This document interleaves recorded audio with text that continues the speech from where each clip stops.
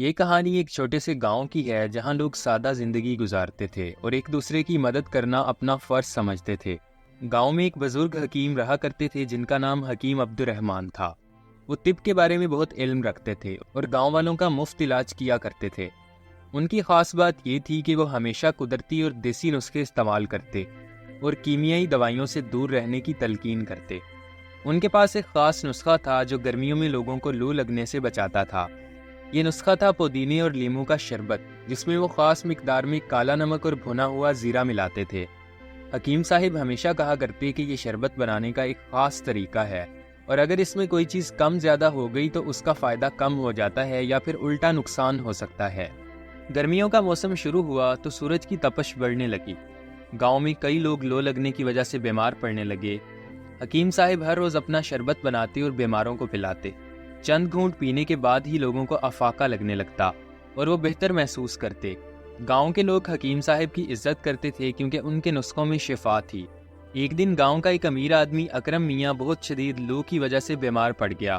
ان کے گھر والوں نے حکیم صاحب کو بلایا اور حکیم صاحب نے اپنا خاص شربت بنا کر انہیں پلایا۔ تھوڑی دیر میں ہی اکرم میاں کی طبیعت بہتر ہونے لگی اور انہوں نے راحت کی سانس لی۔ یہ دیکھ کر اکرم میاں کے بیٹے فاروق نے سوچا کہ یہ شربت تو کمال کا ہے، مجھے بھی اس کی ترکیب سیکھنی چاہیے۔ فاروق نے حکیم صاحب سے شربت بنانے کا طریقہ پوچھا تو حکیم صاحب نے بڑی محبت سے سب کچھ سمجھایا اور خاص طور پر یہ تاکید کی کہ بیٹا ہر چیز کی مقدار صحیح ہونی چاہیے ورنہ نقصان ہو سکتا ہے۔ فاروق نے سر ہلایا لیکن اس نے حکیم صاحب کی بات کو سنجیدگی سے نہیں لیا۔ اگلے دن شدید گرمی پڑی تو فاروق نے سوچا کہ کیوں نہ میں خود یہ شربت بنا لوں اور گاؤں والوں کو فری میں تقسیم کروں تاکہ سب لوگ مجھے اچھا سمجھیں۔ اس نے شربت بنانا شروع کیا، لیکن اس نے سوچا کہ اگر میں زیادہ پودینہ اور زیادہ لیموں ڈالوں گا تو شربت زیادہ ٹھنڈا ہوگا اور اس کا فائدہ بھی زیادہ ہوگا۔ اس نے حکیم صاحب کی بتائی ہوئی مقدار سے دگنا پودینہ اور لیموں استعمال کیا اور کالا نمک بھی زیادہ ڈال دیا۔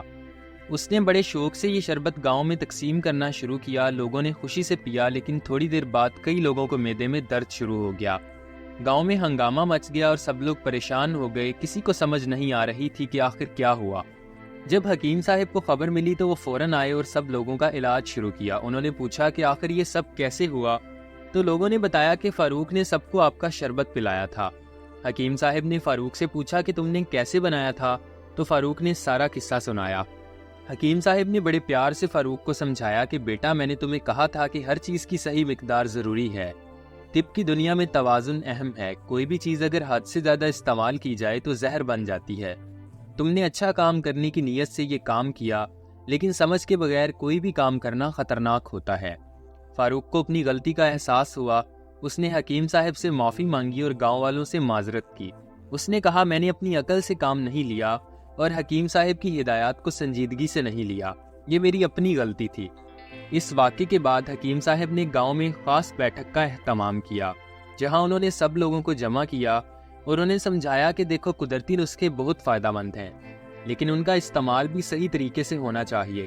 ہر جڑی بوٹی کی اپنی تاثیر ہے اور اگر اسے غلط مقدار میں استعمال کیا جائے تو نقصان ہو سکتا ہے۔ حکیم صاحب نے گاؤں کی عورتوں اور نوجوانوں کو بھی اپنے گھر بلانا شروع کیا۔ انہیں طب کے بنیادی اصول سکھائے، سب کو سمجھایا کہ علم سیکھنا بہت ضروری ہے، لیکن اس کے ساتھ ساتھ سمجھداری اور احتیاط بھی لازم ہے۔ وقت گزرتا گیا، گاؤں والوں نے اس واقعے سے بہت کچھ سیکھا۔ اب جب بھی کوئی شخص کوئی نیا نسخہ آزماتا ہے تو اسے اچھی طرح سمجھتا اور حکیم صاحب سے مشورہ کرتا ہے۔ لوگوں نے سمجھ لیا کہ ہر چیز کی ایک حد ہوتی ہے اور توازن کے ساتھ زندگی گزارنی چاہیے۔ فاروق نے اپنی غلطی سے سبق سیکھا اور اب وہ حکیم صاحب کا سب سے قابل شاگرد بن گیا۔ وہ بڑی محنت اور لگن سے طب کا علم سیکھنے لگا اور ہمیشہ اپنے استاد کی ہدایات کو سنجیدگی سے لیتا۔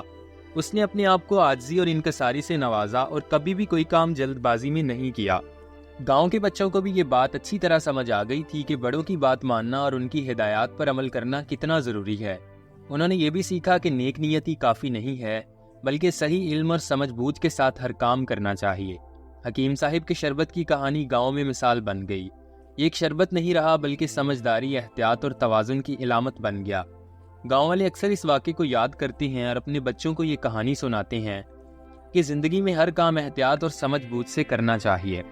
اس کہانی سے یہ سبق ملتا ہے، علم بہت قیمتی چیز ہے، لیکن اس کے ساتھ عقل اور دانائی کا ہونا بھی ضروری ہے۔